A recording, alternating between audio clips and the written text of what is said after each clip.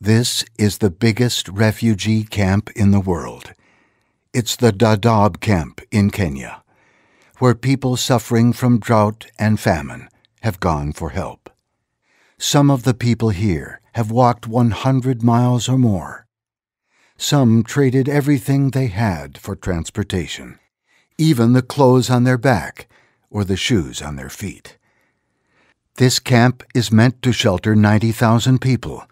By August 2011, the camp was overflowing, with more than 360,000 people seeking refuge from the worst drought in East Africa in more than 60 years. These are the lucky ones. Many others did not make it there. Millions of people across East Africa are struggling to survive.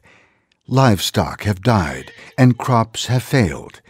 And by July 2011, the crisis reached the level of famine. For what food is left, prices have skyrocketed.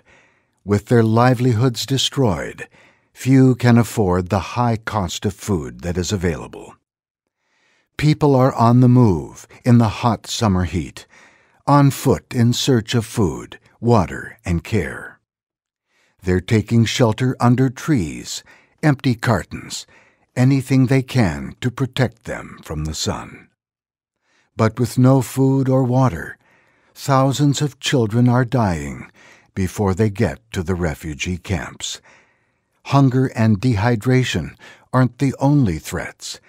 Weakened by malnutrition, children are falling ill, and their bodies cannot fight off even routine sicknesses. Health clinics are struggling desperately to keep up with the needs, but they don't have enough supplies or enough doctors.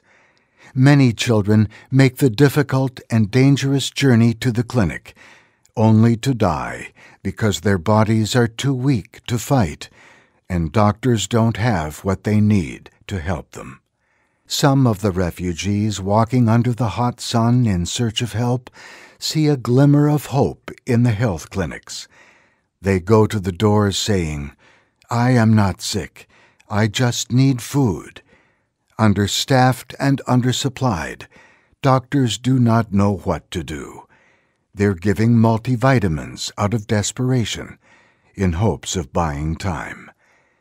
We cannot imagine the suffering that people in places like Somalia, Kenya, and Ethiopia are facing. Because of the drought, this is now the reality of the meaning of famine. We discussed the terminology, the numbers, the figures, the statistics, but this is what the reality is. When we say famine, we look at Abdul Rauf and his family here, and we see famine in reality, in the flesh. The situation is very, very desperate for them to have traveled 320 kilometers across the arid desert in the heat, leaving everything that they know.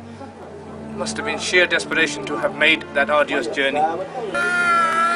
We like to think the likes of Rauf and his family, Abdullah Rauf and his family are the fortunate ones. It's difficult to say that I'm looking at a fortunate family. God knows what's left behind. God knows. They call it the roads of death. They call it the valleys of death. They call it the entire desert of death. And you can see what it means. Abdullah does not look like a 13-year-old boy. It's just body in bones wrapped in flesh. There is no meat. There's complete deficiency. It doesn't look like this child is alive. If his eyes weren't moving and his mouth wasn't moving, you wouldn't think he was alive. That these bones, there's nothing there. You feel that they're going to break, and that this is a lifeless body and needs to be. He needs immediate attention. He needs immediate attention. We cannot ignore them. Please donate today.